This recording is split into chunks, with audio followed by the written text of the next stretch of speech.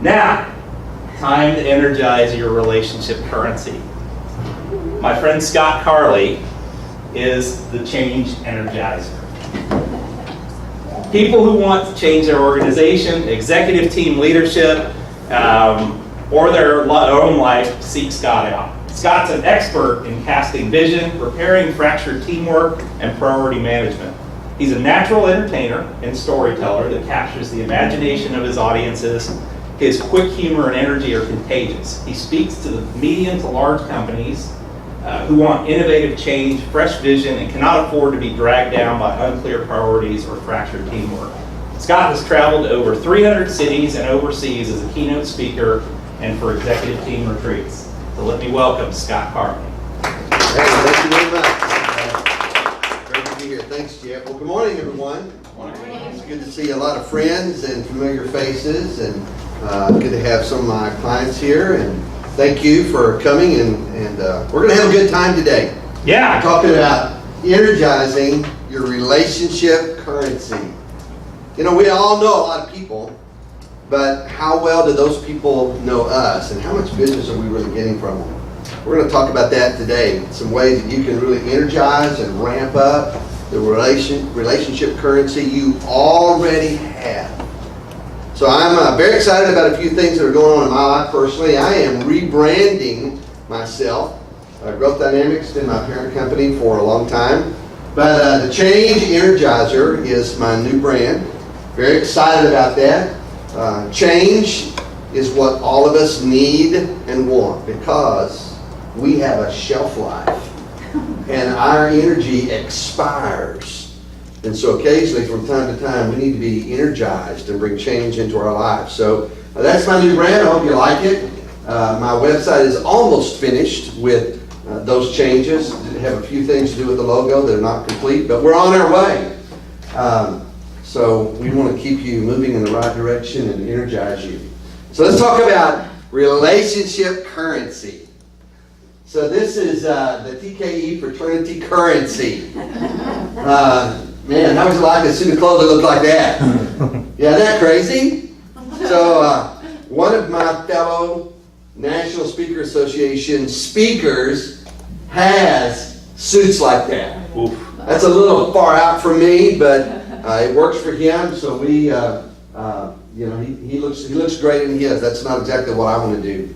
Anybody here been a part of a fraternity or sorority? Anybody? Okay, got one person.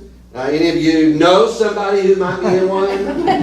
Yeah. Okay, so these people are tight. My son is a member of the TKE fraternity, and they are a tight group of people. And when one of them needs another one, they come together and help each other. And some of these relationships don't end when college is over. They go for years and years and years and years. They're very tight. This is a kind of relationship currency in some ways that we're looking for. But it takes the investment that those pledges in a fraternity make to get that kind of relationship currency.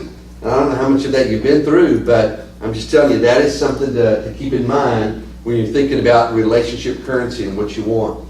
But the reality of it is, most of us are right here.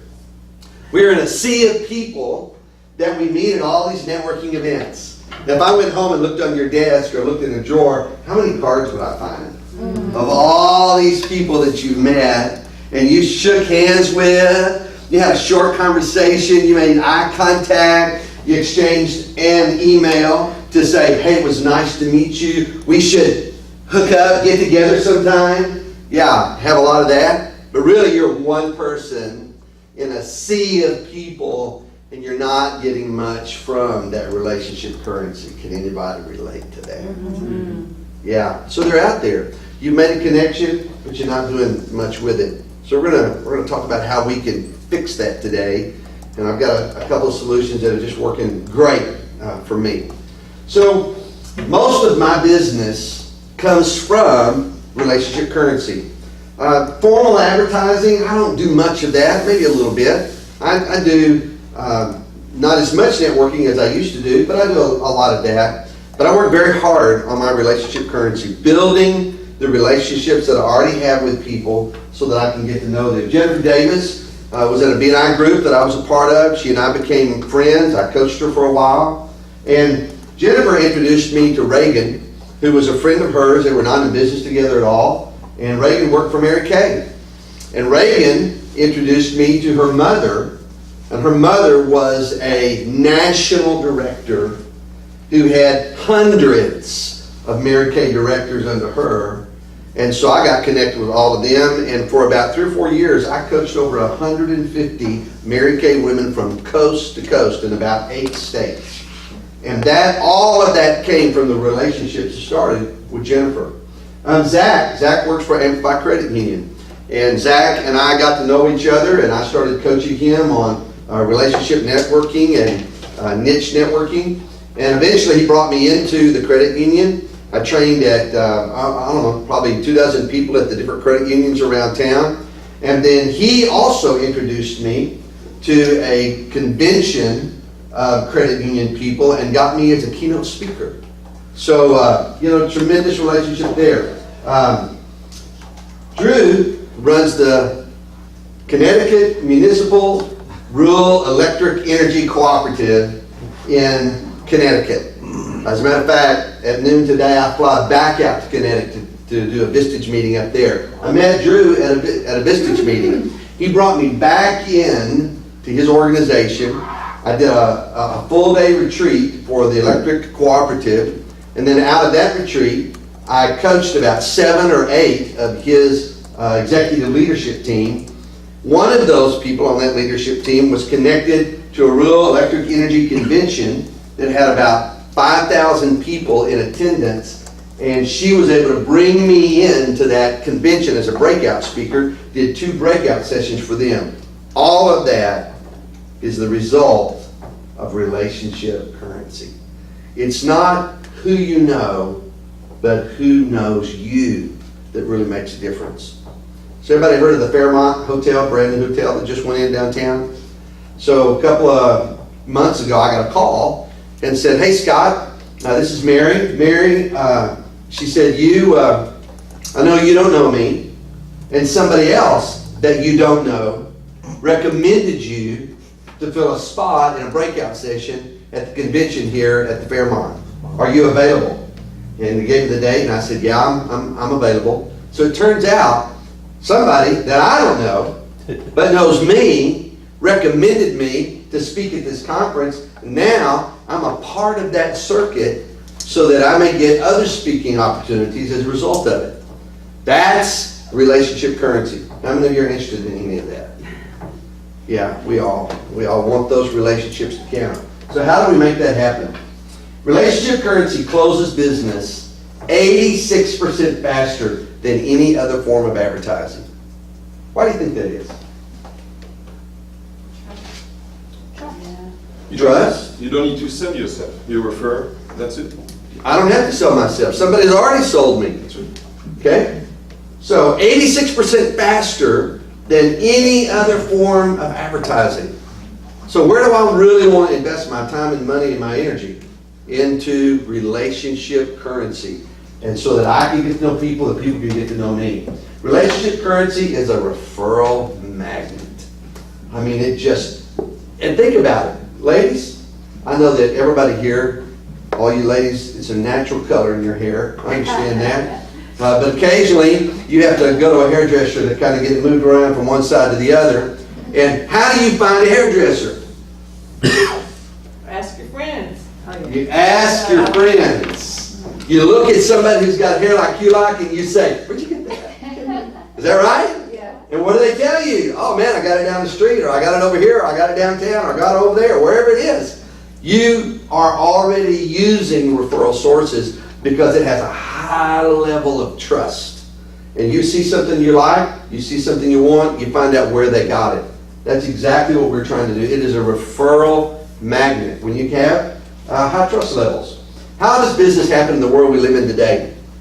So in the world we live in today, there are 2 types of business. Transactional. So you go buy something. So, I have a Jeep, and a couple of months ago the battery went out. So when the battery went out, it's a battery, for crying out loud. So I'm not going up to people and saying, hey, listen, man, I'm really needing a battery, and I just wonder if you could show me somebody who really got the inside track on a brand new battery. I didn't do that. I went to one place and they were $120. I went to another place and they were $79. I bought it just purely on money because all batteries are about the same. Bought a battery, put it in my truck. It is not a referral relationship thing, it's transactional, right? A lot of transactional things we do. We go to Walmart, we buy transactional stuff. No big deal. But my dad was a mechanical engineer and a salesman for Westinghouse. And these puppies cost close to $1 million. It's electrical components, a transformer, puts energy together. So when he sells those, it's not transactional, it's relational. He built relationships with Dow Chemical and British Petroleum and Exxon and other companies who use those kind of products. And based on the relationship they had with my dad, and knowing that it's not just price, but the service, the development, the fit, everything involved in that. You buy one of these, this is a long-term thing. And so they wanted to make sure that Westinghouse would service it and take care of it and upgrade it. That's relational. A lot of this, how many of you feel like you're in a relational product that you sell? Relational business, anybody? Definitely. So based on that, we want to make sure that we develop the kind of relationships where there are high levels of trust. All things being equal, we would rather do business with people we know, like, and trust.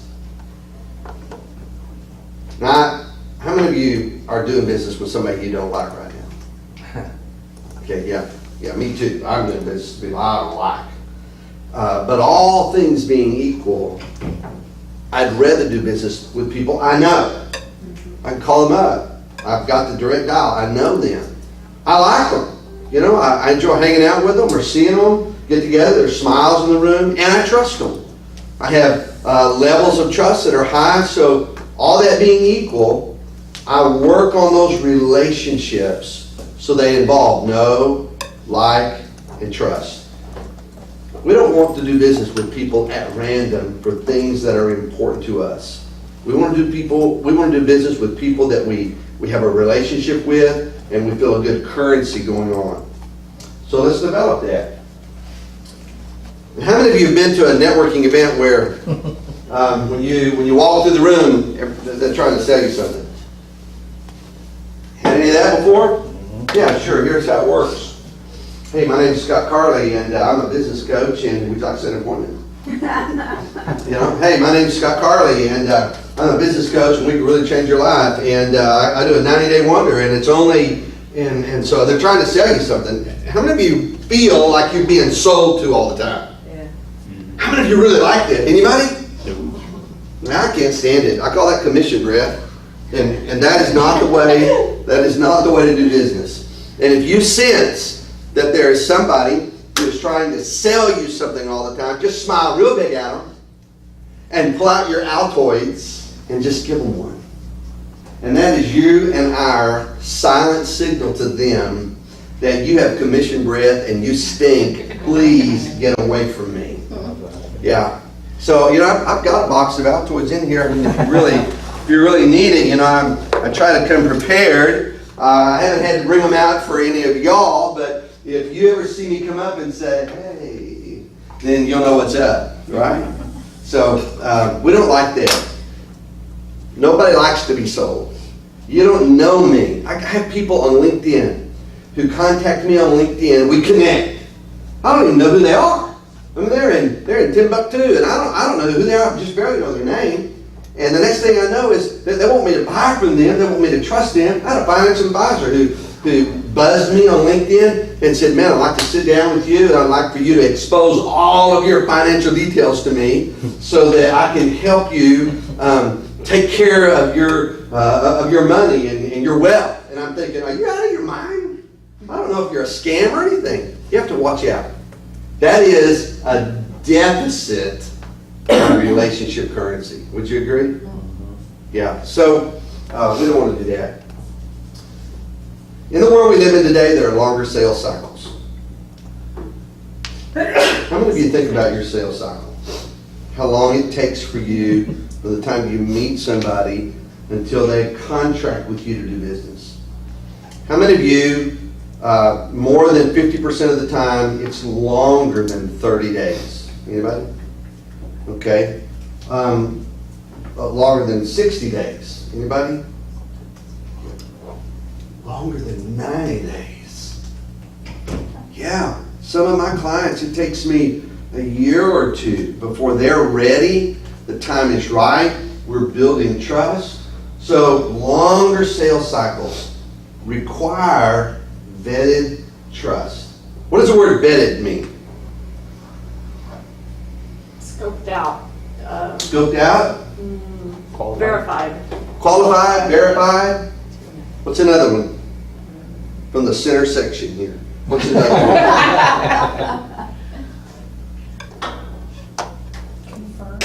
Confirmed. That's right. Confirmed, verified, developed.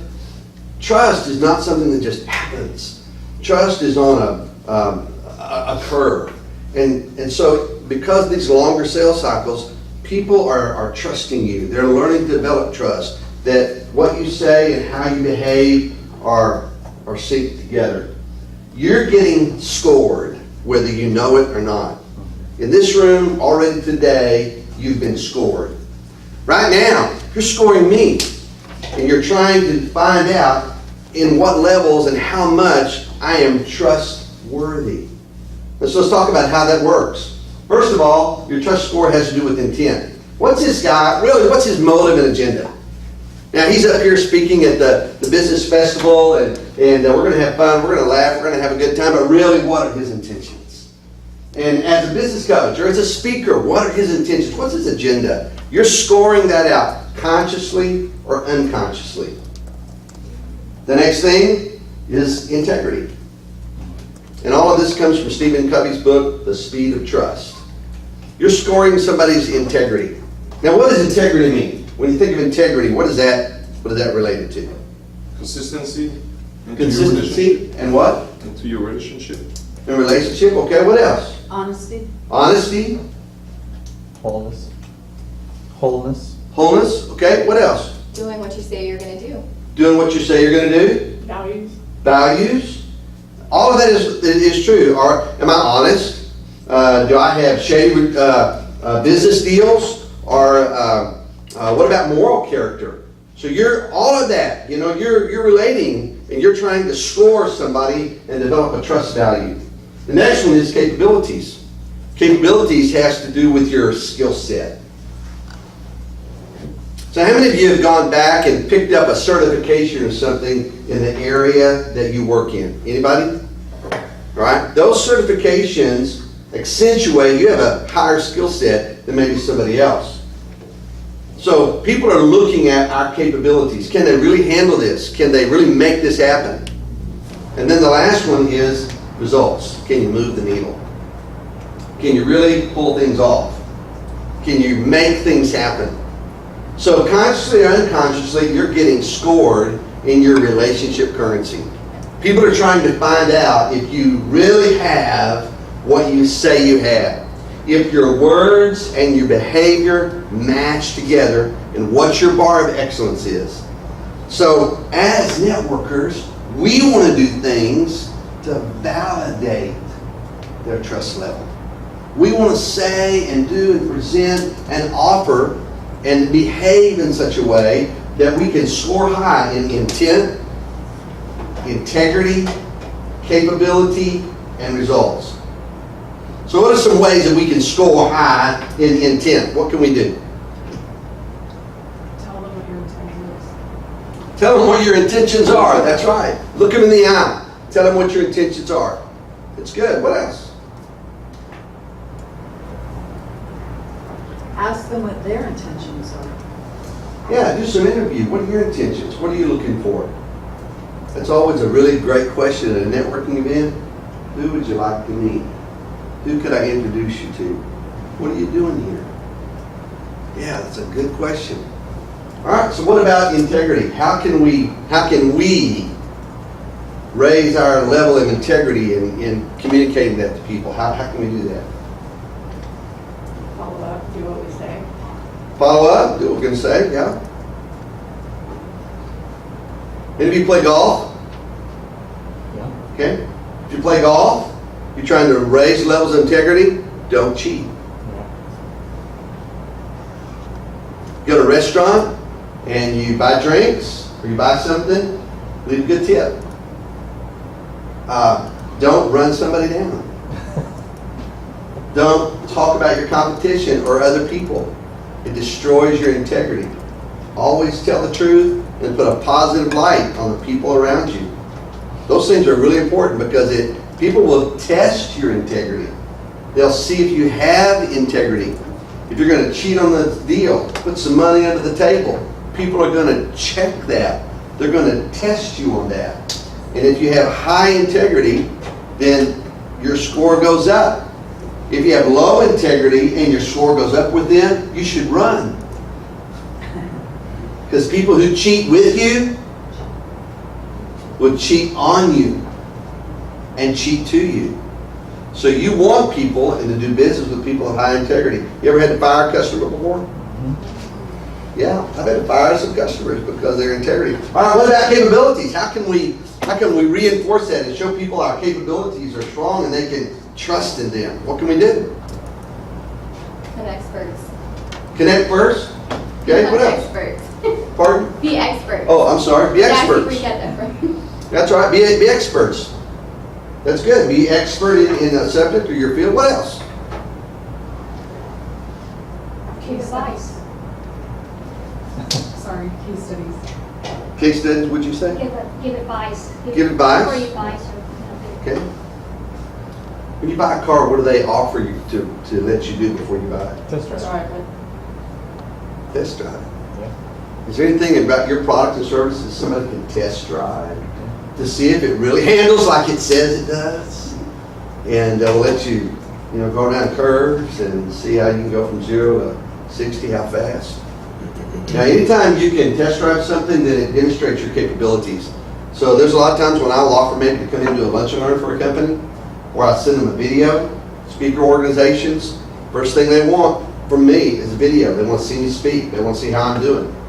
And so if there's something you can do, what's another way that you can show past capabilities? Testimonials. Yes, that's exactly what I was looking for. Testimonials. In LinkedIn, you can do recommendations and testimonials. On my speaker's website, I can do written testimonials. You know what they do? They verify them.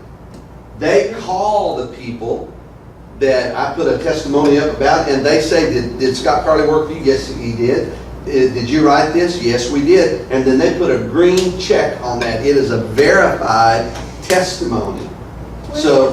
Pardon? Where is that? E-speakers. E-speakers. Yeah. So it's that's important. And then results. How can you raise the credit score and results?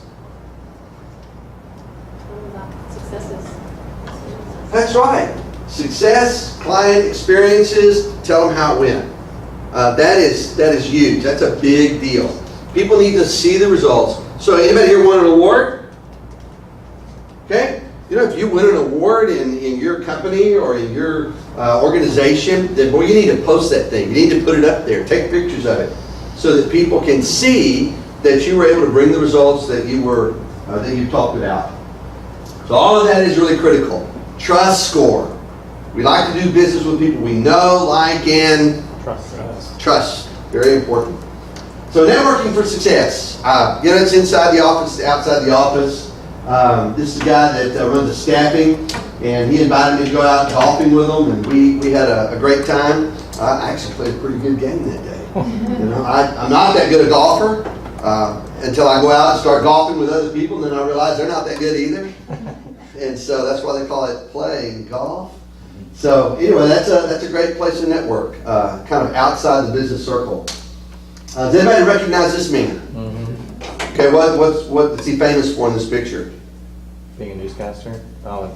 He was a newscaster in the movie, but Yeah, remember what the movie was? Groundhog Day. Groundhog Day, that's right. And what was it about the movie that made it funny and weird? He kept reliving the same day. Yeah, It was Groundhog Day for what, 300 days in a row? I mean, he would go to sleep, wake up, and it was Groundhog Day. And some days he would come in and he'd be dressed to kill like you are and just look so sharp and professional. And then other days he just got tired and he'd just come in his pajamas, it was just Groundhog Day again and again and again and again. Let me tell you a big secret about relationship currency. And this is just the honest to goodness truth. It is VCP, visibility. Just showing up. Just showing up. And showing up. And showing up. And showing up. So how many times you go to meetings and you're expecting to see somebody there and they're not there? And you had a good conversation with them the month before, the week before, but they're not there this time. And they're just not visible. They're not coming. They're not regular. Visibility brings credibility. And credibility means this person is not just in it for a while. A few years ago, I've been a coach for a long time. I've been a coach for over 17 years. This is not a hobby for me. I am a professional business coach. I'm a professional speaker. But a lot of people, when they got fired or laid off in 08, 09, but those coaches started popping up everywhere because they just got fired. And so now they become a coach or a consultant. They didn't really have the skill set. They didn't really have what it took to be a coach. And then a few months later, they got a job. And so they were back being whatever they were. Credibility is when you do this for a long period of time and you're not popping from one thing to another thing. Does that make sense? Yeah, if you're going to call yourself an expert in a field, then you need to be an expert in a field. So visibility, credibility, and then profitability. I love it when people say, Scott, I've been watching you for a long time. I've heard your name for a long time, and you have a lot of credibility. And that's why I want to bring you on, come in and do a retreat for me or whatever it is. So just really, really simple. Groundhog Day, practice that. So who do you want to meet? Do you know who your target market is? Who's your target market? Liza, we'll pick on you. Who's your target market? Brand managers and other consumer marketers and large CPG companies. Okay, that's great. Who's your target market, Joey? Small business owners with no marketing budget. All right. Who's your target market? Small business owners, usually 1 to 2 employees, looking for the growth of their business and a place to do it. Okay. Who's your target market? Businesses with international customers, especially Japanese or Spanish speaking. Okay. Who's your target market? Sales managers, HR managers, any kind of manager. You'd be amazed at how many people at networking events cannot tell me who their target market is. Anybody. Oh, it's hard for me to find anybody. Somebody, really, yeah. I know somebody's over here and there's another somebody's over there. But being able to identify who your target market is, who it is that you want to do business with. I'm looking for small to medium-sized businesses that have more than 100 employees that need executive treats. And I'm looking for associations and conferences that need a speaker that can energize their groups. Who's your target market? Who are the decision makers that you'd like to get in front of? I've talked to a lot of people who would love to have my services, but they're not decision makers. I want to talk to the decision makers who have a budget and they can pay for some of these things. Connectors. How can you spot a connector in an association or a networking group? How can you spot a connector? You know everybody. They know everybody, but how do you know that? How can you look over the crowd and spot a connector? People are walking up to them. Everybody's hanging around connectors. That's right. I mean, they're like magnets. People come up, and there's more than 3 or 4 people that are standing around. They're talking to them. They're connectors. Peter Strobel's a connector. He's one of the most connected people I know. Has a meeting every Saturday morning called Friends of Peter, and he is the one that connected me to Vistage. And Vistage has connected me to CEOs all over this country. He is a connector. And so sometimes you have to upgrade your peer group. A few years ago I looked around, and this really sounds terrible, but I looked around and everybody that I was hanging out with were eye level. There were people that were my peers, and there was nobody I was looking up to. And I made a conscious decision to upgrade my peer group. And Friends of Peter is one of the ways that I did that. And I started meeting people that when I walked into the room and was hanging out with them, I was thinking to myself, Scott Carley, what are you doing here? This is not where you belong. These people are so incredible and you aren't. And it was very awkward. But over a period of time, I began to build some relationships with them. And those people began to lift me up to a different level. One of those was Jim Bledsoe. Jim Bledsoe used to run the production division of FedEx in their heyday. He was the one that helped turn them into the international company that they were. Some reason or another, Jim's taken a liking to me. Every time he sees me, he calls me, "Hey, Billy Joel, how you doing?" And we meet every Friday morning at a thing called ACE, Austin Christian Executives. And it's this is my relationship currency. You have to be conscious about the relationships that you're building. Ivan Meisers, the founder of BNI, who's also a good friend of mine, he wrote a book, said, "Who's in your room?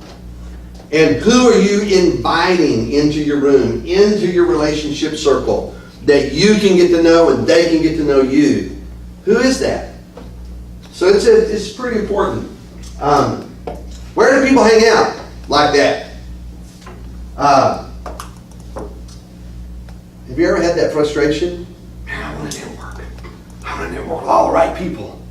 I want to get to know more people like you. I like you, I want to hang out with more people like you, so where can I do that?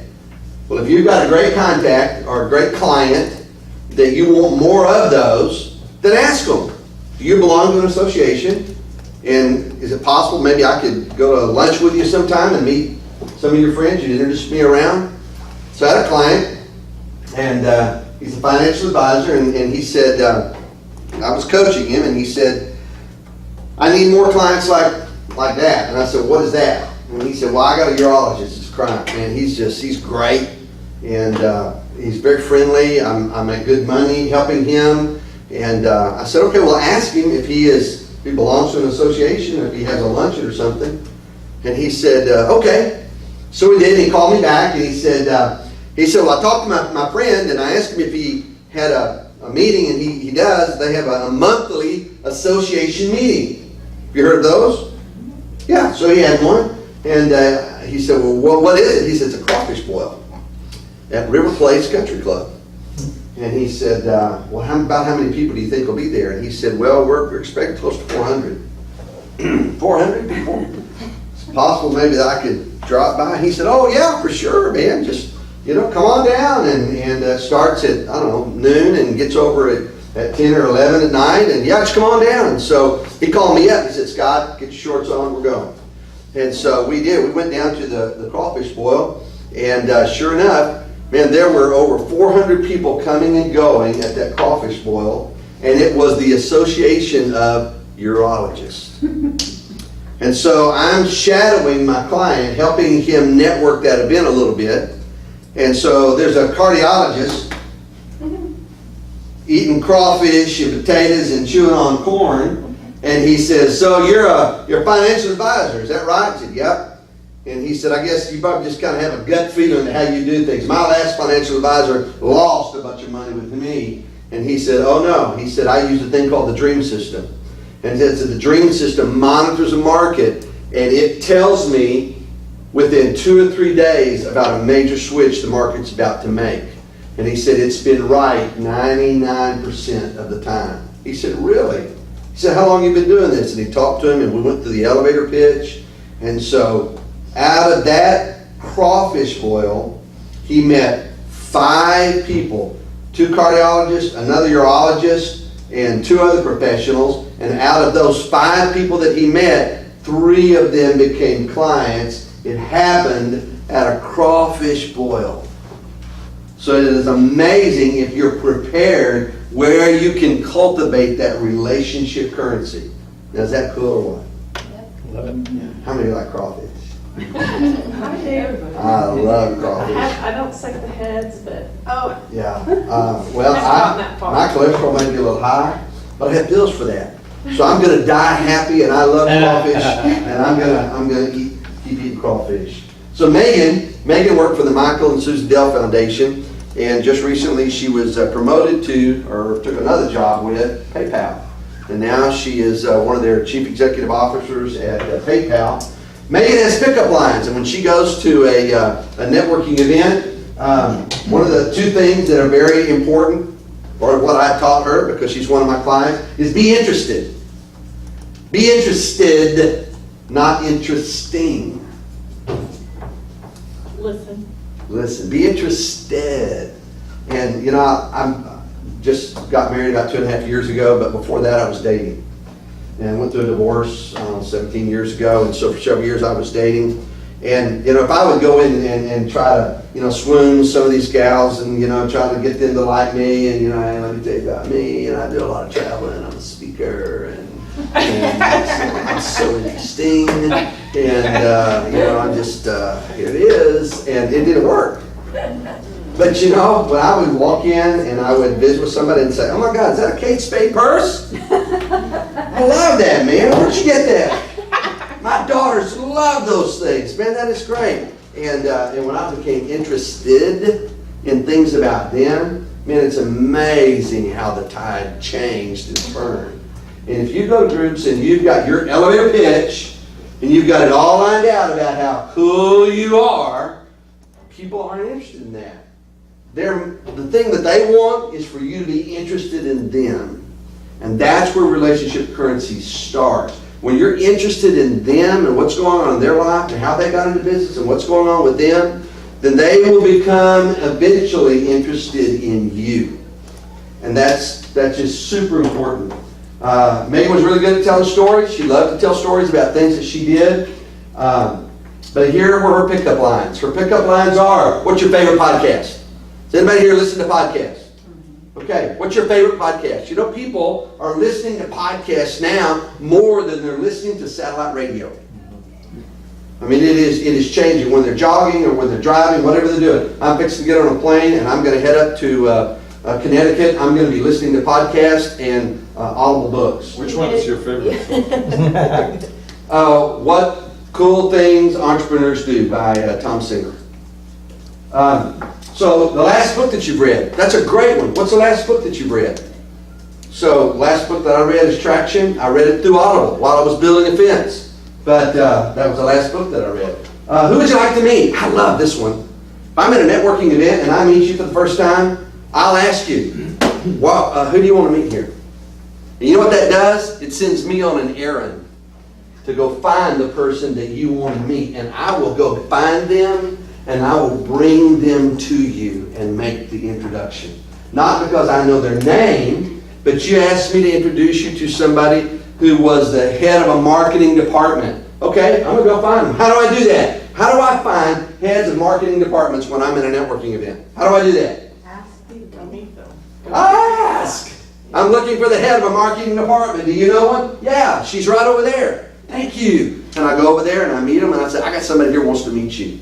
And I bring the two of you together to be a connection.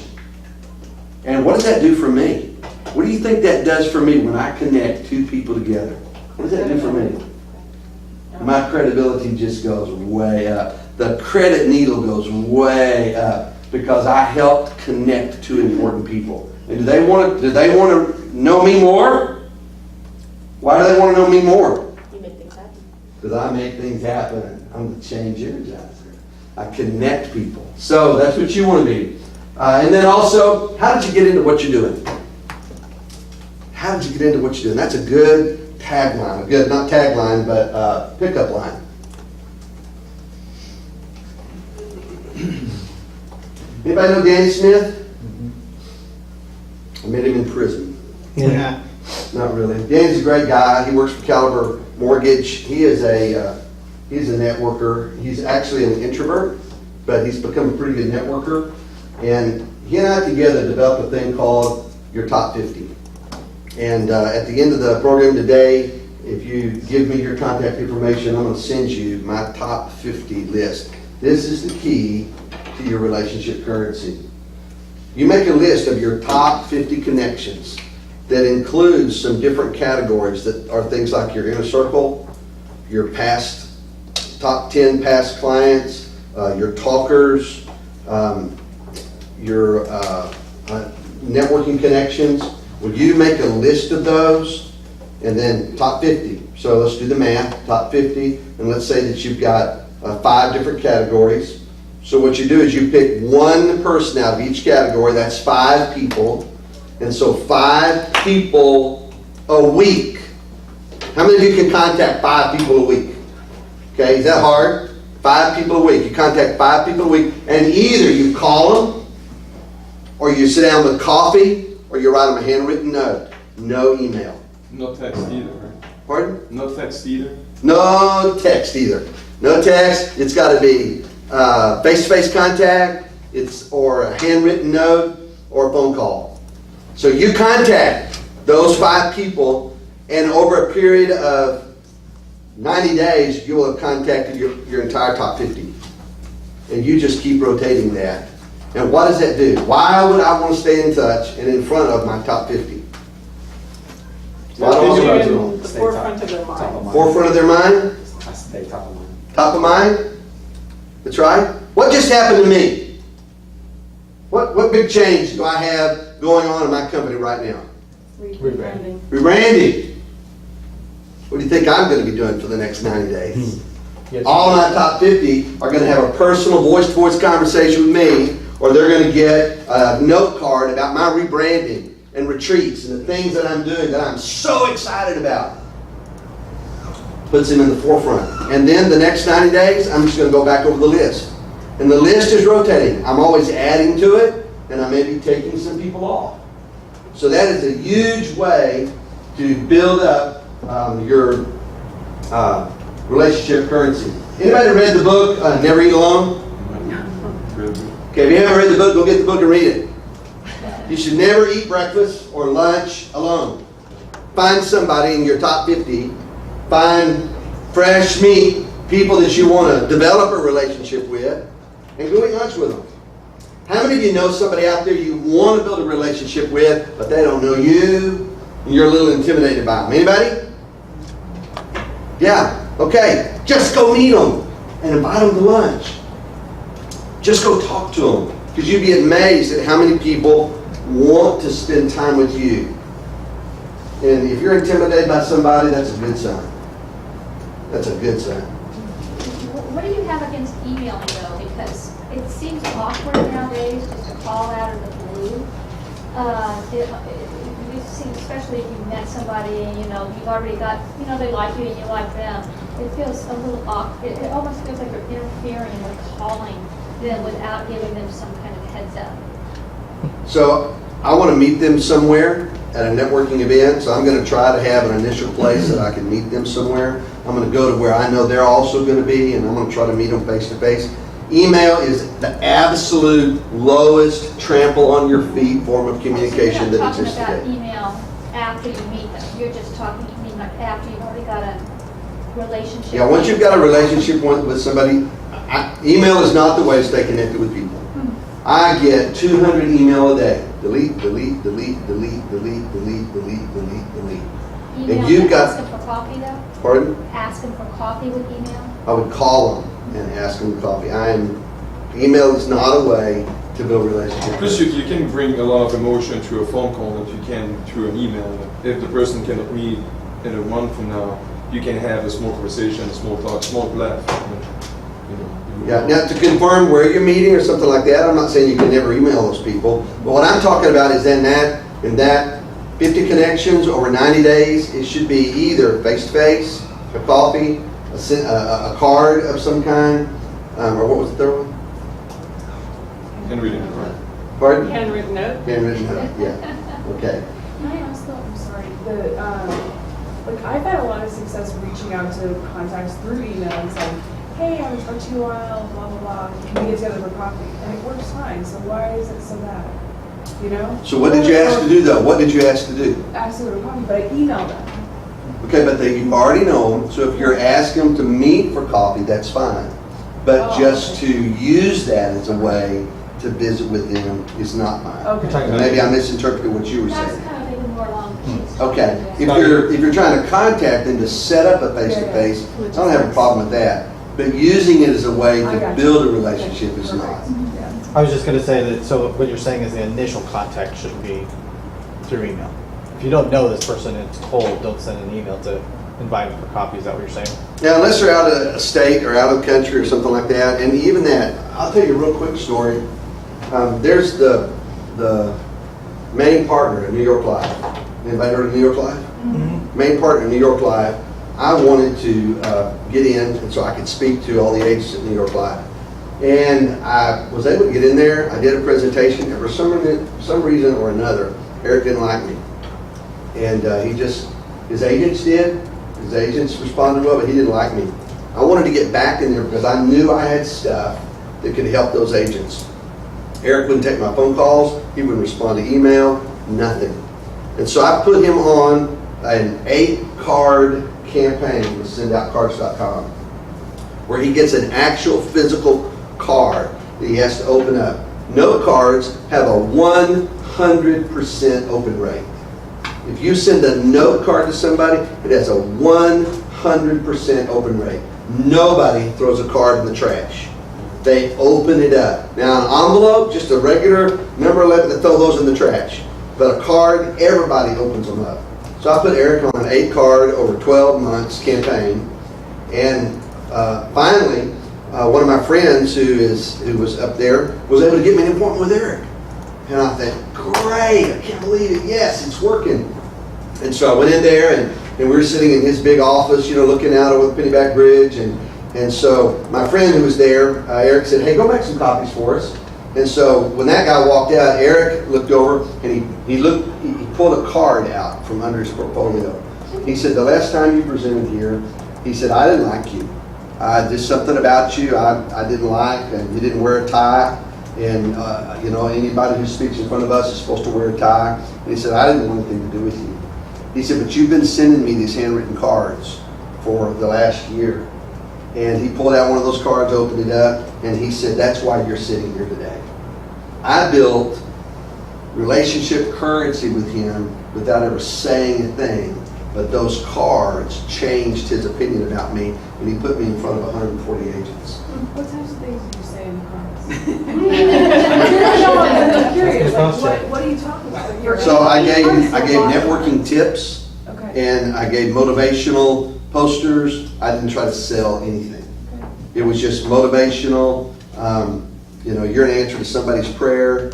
So it was industry related, specific to your industry that you were sharing with him for, Right. Okay. right? Yeah. Is I was that curious, correct? did you apologize? Pardon? I'm kind of curious, did you apologize and say something like, hey, I realized it didn't go so well my first visit, and I want to, did you say anything like that? Yeah, I did. When he said, he said, there's something about you that I didn't like. Number one, you didn't wear a tie. He said, I want you to come back up, wear your nicest tie. And they just have this fetish, financial advisors, for the most part, there are a few exceptions, have a fetish with ties and suits. So you can spot them 100 miles away. But anyway, so I said, man, I'm sorry, Eric. I had no idea, that was a big deal to you, or, I'm not sure what I did, but, I hope that you can read my intent. I'm here to help your people, and I can help them. And that day, 23 of his agents signed up with me after I made that presentation. So all that happened because I was developing that relationship currency. Meet the top dogs. Anytime you go to a networking event, meet the top dogs. Yes, it's a little intimidating. My wife and I were at a big gala. Art Acevedo was there, and she said, I want to get my picture with him. And I said, go for it. And she was so nervous. She said, you go for it. And so I had to go up and ask him if he would let a picture with my wife. So anyway, whatever. Walk up and introduce yourself. I am not afraid to meet people. I may be intimidated and nervous, but I will go up and I will meet anybody who's there because they're just people. They put their pants on one leg at a time just like I put my pants on. They're just people. So go up and meet them. And sometimes you can ask them, can you recommend a book? What's the last book you read? Anytime you ask somebody if they can recommend a book or something like that, oh yeah, I'll recommend a book to you. I mean, it just stokes their That's something that a ego. note card. Huh? That's a note card item. Yeah. People recommending it. Yeah, that's good. I like that. Partner to work in the room with somebody. I don't have time to tell you about that one, but Ron Urias and I, he's my insurance agent. Man, we can work a room. If we go into a mixer and there are 100 people there, Ron goes and sells me, and I go and sell him. And it's called third-party marketing. I can say things about Ron that Ron cannot say about himself. And Ron can say things about me that I can't say about myself. But we've learned how to work a room and network it incredibly and come out with a fistful of business cards and connections for the other person. I love to do that. I'm in my zone. Okay, so here's what I'll do. If you will give me your contact information, I'm going to show you how to do that. I will send you a couple of things. How many of you would like that top 50 list and how it's broken down? Would you like that? Okay, super. So let me show you how to do something. Everybody get out your phone. Get out your phone and go to your contacts. Go to your contacts. So your contact should be the first one. So this is just a little reprimand here. If I look at your phone and your personal contact is not filled out with your contact information, you are not a networker. Because how can anybody do business with you if they don't have your connection? You know, I handed out a bunch of these cards. I know that only 3 out of this room will actually put this into your phone. Only 3 of you. The rest of you will put it in your desk and have good intentions. Right now we're fixing to get one another's contact information. So go to your contact, who you are, and then open it up and scroll down to share contact. That's for iPhone. This is for iPhone. What about Samsung? Samsung. What's Samsung? They make washing machines? You know, Samsungs are banned on airplanes. That's optional. I don't know how to do it on a Samsung, but on a iPhone, that's how you do it. So then it'll say share contact, and when it does, there's a couple of ways. Don't do the email, do the message, the text. And there's my phone number, 512-470-0570. And send me your contacts. All right, well, my phone's already starting to blow up. Somebody has found out how to do it. Thank you. I don't know what your Thank you. contact says. Secure. You put yourself in as a contact. You have your own contact in there that you can share with people. So if you haven't set this up yet, your contact, that is your homework today, is set that up. Now, I still hand out cards, but when I meet somebody that there's chemistry, and I think we may do business together, right then, I get their contact, and I give them my contact over the phone. That way, it is in here. That conference that I told you at the Fairfield, there were 35 people in the room. Out of that 35, 24 of them sent me their contact information. And later that day, I sent them my contact information plus a free gift, same free gift that I'm going to send to you too. Is that cool? You like that? Okay, so far, 3 of you have sent me your contact information. Just keep on making it happen. All right, does anybody have any questions about anything that I covered today? Were those emails that you, those cards that you sent, was it personal or were they? Those were cards that, if you've ever heard of sendoutcard.com, sendoutcard.com lets you create cards and send them. They're printed in Utah, but it's a card with a stamp in an envelope, and so I designed every one of them. Do they have written as well, or they just printed? Put your font in there, and so they're all written in my font as well, and a signature Because that you're there's- able to upload. Yeah, bound as well. You can even choose the font and pen that you can want to use, and they do the handwriting notes. With what? Bound. Yeah. So Send Out Cards is the same way. Send Out Cards has about a dozen different fonts that you can use, perfect. Yeah. and your own personal font. So when I sign it, it looks just like I've signed it. And you send a picture of them, you stick a picture of them in that card and send it to them. When they open it up, I guarantee you, their jaw will drop and they'll go, "Oh my God, this person took time to send me a card." Oh my God. I go into my clients' offices and my cards that I've sent to them are taped to their filing cabinet and other places because some of them are just tips and motivational. Cards, handwritten cards are the way to go. All right, any questions or comments? Put the note back on.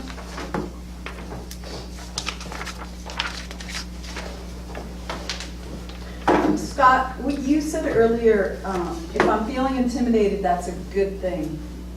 What do you mean by that? Can you just go into that a little more detail? If your peer group are people Yeah, that you just see eye to eye to, you are never going to grow. You need to get into groups where you are looking up to people and saying, oh my God, well, I wish I could do what they're doing. I wish I could be up there where they are. Because you have to be at a place where people are pulling you up. And if everybody is at the same level you're at, it's time for you to get out of that room and get into a bigger